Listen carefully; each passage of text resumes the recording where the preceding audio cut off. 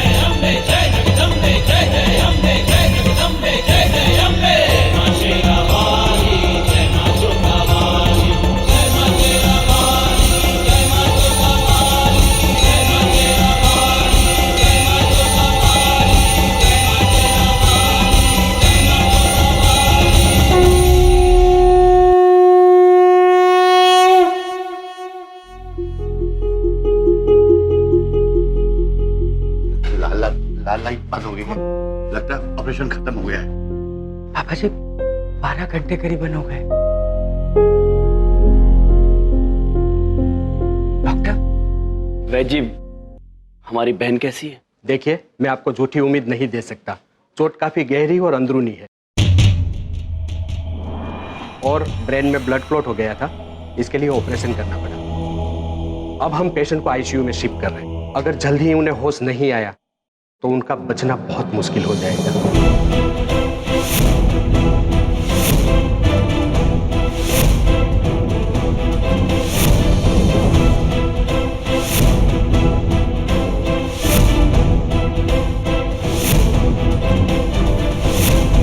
Doctor please.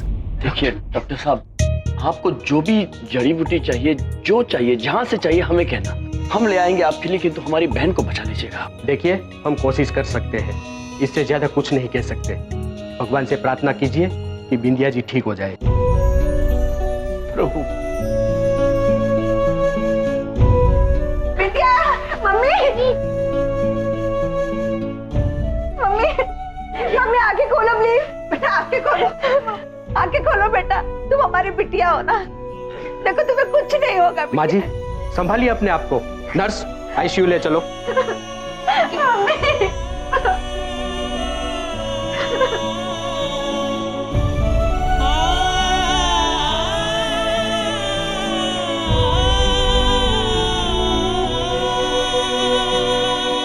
दादाजी, हमको पूछना था कि बिंदिया भाभी कैसी हैं आप? बेटा अभी कुछ कह नहीं सकते, डॉक्टर साहब ने कहा है कि अगर जल्दी होश नहीं आए तो कुछ भी हो सकता है। नहीं दादाजी, आप बिल्कुल चिंता मत कीजिए। आप देखिएगा, सब कुछ ना सब कुछ एकदम ठीक हो जाएगा। हम सबकी प्रार्थनाएं ना विद्या भाभी के साथ है। हाँ। थैंक यू बेटा, थैंक यू। क्या हुआ कावेरी? क्या हुआ? क्या बोला दादाजी ने? दादाजी ने कहा कि विद्या भाभी खतरे से बाहर नहीं है। क्या? हाँ।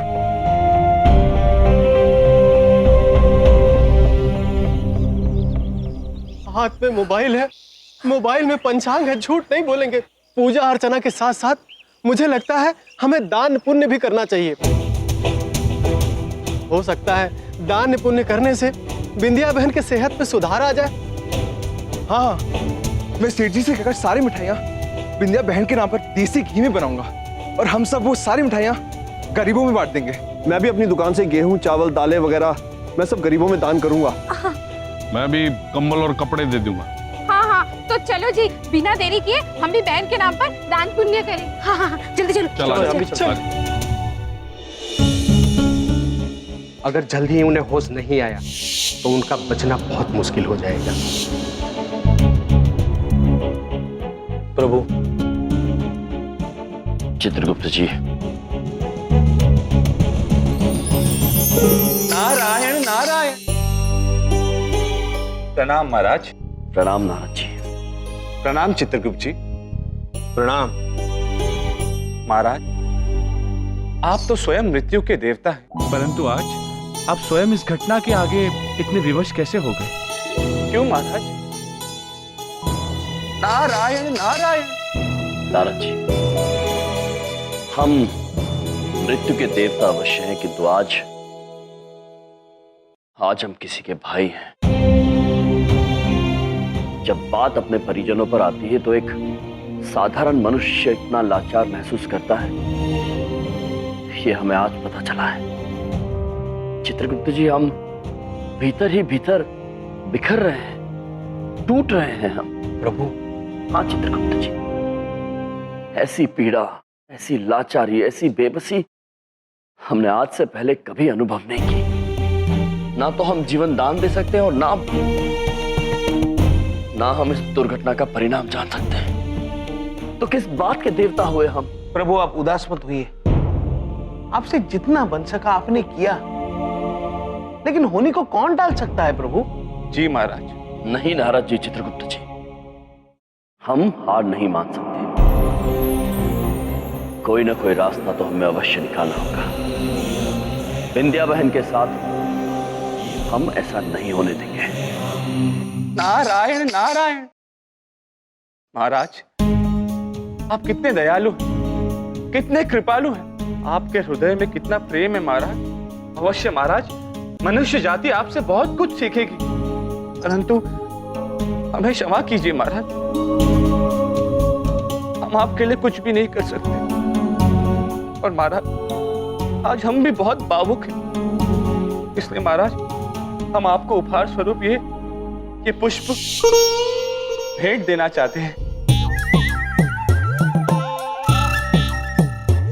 महाराज, इसे स्वीकार कीजिए। धन्यवाद नारद जी। ये फूल हवा में कैसे चल रहा है? ये लोग कौन है बेटा? अरे ये फूल तो अपने आप उड़ रहा था। अरे भाई, कौन हो आप लोग? नारद जी, ये शरारत करने का वक्त नहीं था। नारायण नारायण। चित्रगुप्त जी, हम क्षमा चाहते हैं, परंतु हम शरारत नहीं कर रहे थे महाराज, हम वाकई में भूल गए थे। नारायण नारायण। मनुष्यों, आप भयभीत मत होइए। ये जिन्हें आप देख नहीं सकते हैं, ये नारद जी हैं। हम यमराज, यम है हम। यमराज जी। ये तू मुझे कैसे अस्पताल ले आया जहां यमराज खुद टहल रहे हैं? मुझे यहां से जल्दी ले चल बेटा, जल्दी ले चल। मनुष्य भयभीत होने की बात। नारद जी। नारायण नारायण। क्षमा चाहते हैं महाराज, परंतु हमें आज्ञा दें। परंतु महाराज, आप बिल्कुल चिंतित मत होइए। महाराज, भविष्य के गर्भ और ईश्वर की लीला में क्या छुपा है, ये कोई नहीं जान सकता। नारायण नारायण।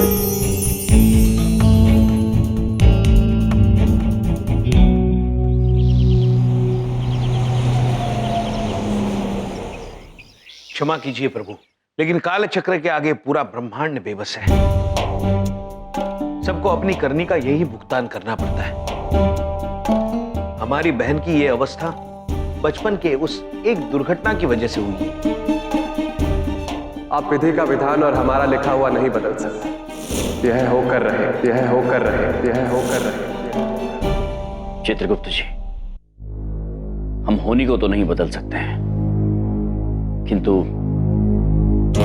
हमारी बहन पर लगे उस अभिशाप को तो दूर कर ही सकते हैं। हम उस मनुष्य से मिलेंगे जो उस दुर्घटना के बाद विंध्या बहन को आज तक क्षमा नहीं कर पाया है। यदि हमारी बहन के सिर पर लगे इस अभिशाप को हमने अभी दूर नहीं किया तो वो अभिशाप हमारी बहन पर जन्मों तक भारी रहेगा। आप ठीक कह रहे हैं प्रभु, चलिए उस मनुष्य को ढूंढते हैं। चलिए। एक मिनट याम जी, आप कहाँ जा रहे हो? देवी, हम अपनी बहन का कर्ज चुकाने जा रहे हैं। कर्ज? क्या मतलब? कितना कर्ज है उन पर? पुत्र, हम अभी आपको कुछ नहीं बता सकते पुत्र, हमें अभी चलना होगा। अब यम जी, मैं आपके साथ चलूं? नहीं देवी जी, आप हमारे साथ नहीं चल सकती हैं। ये कार्य हमें स्वयं ही संपन्न करना होगा। किंतु यदि आप हमारी मदद करना चाहती हैं तो हमें वीर सिंह नामक इस मनुष्य का पता बता दीजिए। इधर देखो, वीर सिंह नाम के तो पता नहीं कितने लोग होंगे पूरी दिल्ली में। हम कैसे पता लगाएंगे? ये वीर सिंह अपने पैरों से अपाहिज है। अब एक सेकंड, मेरे पास एक आइडिया है। इंटरनेट है ना, हम उस पर सर्च मार के देख लेते हैं, कोई ना कोई डिटेल जरूर मिल जाएगी। क्या वीर सिंह ना? वीर सिंह, वीर सिंह, दिल्ली।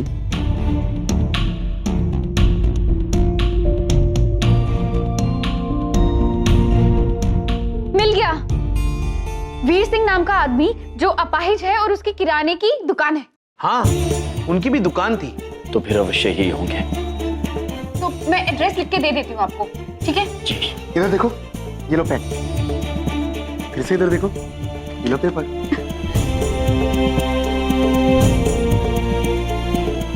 अब ये लीजिए, एड्रेस तो लिखा है और साथ में मैंने अपना नंबर भी लिख दिया है। इन केस अगर कोई भी परेशानी हो तो आप मुझे कॉल कर देना। धन्यवाद देवी, हम चलते हैं। अब हम लौटेंगे तो अपनी बहन को कर्ज मुक्त करके ही लौटेंगे।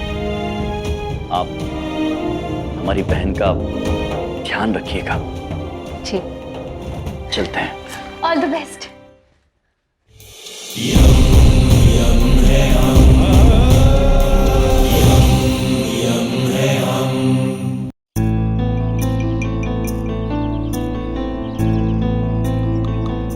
चित्रगुप्त जी, प्रभु, सुश्री देवी ने यही पता बताया है क्या? हाँ प्रभु, लगता है यही घर है। अंदर जाके देखें। चलिए। भाई साहब, बस कुछ दिन और रुक जाइए, हम वादा करते हैं कि आपके पूरे पैसे लौटा दूंगा। पूरे 10 लाख हैं, कैसे चुकाएगा? ऑटो चला के? देखिए, हम पर भरोसा कीजिए, हम झूठ नहीं कह रहे हैं। बस हमें कुछ दिनों की मोहलत दे दीजिए, हम आपकी पाई पाई चुका देंगे। देखो बहन, बात धंधे की है। तुम्हारा मकान और दुकान दोनों हमारे पास गिरवी रखे हुए हैं। अगर तुमने समय पे पैसा नहीं दिया ना तो हम दोनों को बेच देंगे, फिर तुम सब के सब सड़क पे आ जाओगे, समझे? प्रभु, इनमें से वीर सिंह कौन है? कैसी बातें कर रहे हैं आप लोग? क्या बोल रहे हैं आप लोग? पिताजी आप मैं बात करता हूँ। जब पैसे दिए हैं तो वापस तो मांगेंगे ही, इसमें बुरा मानने वाली क्या बात है वीर सिंह? चित्रगुप्त जी, हाँ, यही है वीर सिंह जी।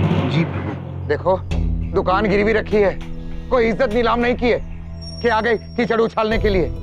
अगर दुकान का पैसा नहीं दे पाए तो बेच देना दुकान को, पर खबरदार जो आगे से मेरे परिवार पर कीचड़ उछाला तो। वाह भाई वाह, एक तो पैसा दो, ऊपर से इनकी बातें भी सुनो। ठीक है वीर सिंह, आपको 3 दिन की मोहलत देते हैं। 3 दिन के अंदर हमें 10 लाख रुपए ला करके दे दो, वरना ये मकान और दुकान दोनों तो है तुम्हारे हाथ से गए।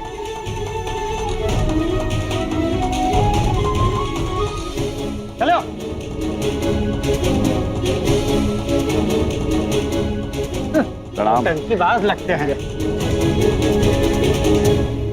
प्रभु, इनकी हालत तो बिल्कुल भी ठीक नहीं लग रही। चिंता मत कीजिए पिताजी, कुछ ना कुछ इंतजाम हो जाएगा। क्या इंतजाम होगा बेटा, और कैसे इंतजाम होगा? मुझे माफ कर दे बेटा, मैं तेरे कोई सपने पूरे कर नहीं पाया। उस मनुष्य दिन को मैं कैसे भूल जाऊं? उस मनुष्य दिन की वजह से मेरा एक्सीडेंट हुआ था, और उस एक्सीडेंट में मेरी दोनों टांगें बेकार हो गई, और बेकार टांगों के साथ मैं यहाँ मजबूर होकर बैठा हूँ। प्रभु, ये मनुष्य तो अभी भी उसी घटना को कोस रहा है। कब तक कोसेंगे पिताजी? उस दिन को भूल जाइए बस। कैसे भूल जाऊं? उस एक्सीडेंट की वजह से तेरे सारे सपने मिट्टी में मिल गए। घर खर्च चलाने के लिए तुझे ऑटो चलाना पड़ रहा। तेरी माँ सिलाई कढ़ाई कर रही, और मैं यहाँ अपंग लाचार व्हील चेयर पर बैठा हूँ। बेबस नहीं है आप पुत्र।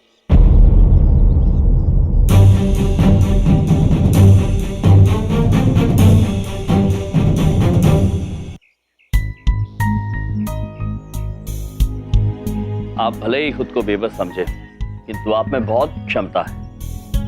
आप जो चाहें वो कर सकते हैं। कौन है आप लोग? यम है हम, और ये हैं चित्रगुप्त। यम चित्रगुप्त नौटंकी वाले हो क्या? क्या लेने आए हो यहाँ?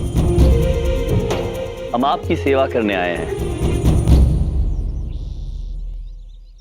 सेवा? समाज सेवक हो क्या? समाज सेवक ऐसा ही समझ लीजिए पुत्र। देखो, हम पहले से बहुत परेशान हैं, और परेशान मत करो। और वैसे भी मुझे फालतू बातों के लिए टाइम नहीं है मेरे पास। निकलो यहाँ से। देखिए, हम केवल आपकी मदद करना चाहते हैं। क्या मदद करोगे तुम? 3 दिन में हमें 10 लाख रुपए चाहिए। अगर 10 लाख रुपए नहीं चुकाए तो मेरा पूरा परिवार सड़क पर आ जाएगा, मेरी दुकान बिक जाएगी। ला सकते हो 10 लाख रुपए कहीं से? नहीं ला सकते तो जाओ यहाँ से। बड़े आए चंदा मांगने वाले। हे, निकलो तुम यहाँ से। चल बेटा। आप एक बार हमारी बात देखिए प्लीज, आप जाइए यहाँ से, जाइए।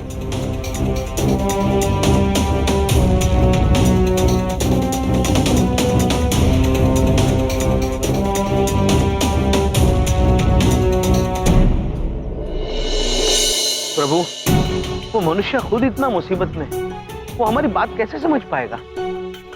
समझेगा चित्रगुप्त जी। यदि उसे 10 लाख मुद्राएं दी तो वो समझ जाएगा। हाँ? किंतु चित्रगुप्त जी, केवल 3 दिन है हमारे पास। इन 3 दिनों में हमें 10 लाख मुद्राओं का प्रबंध करना होगा।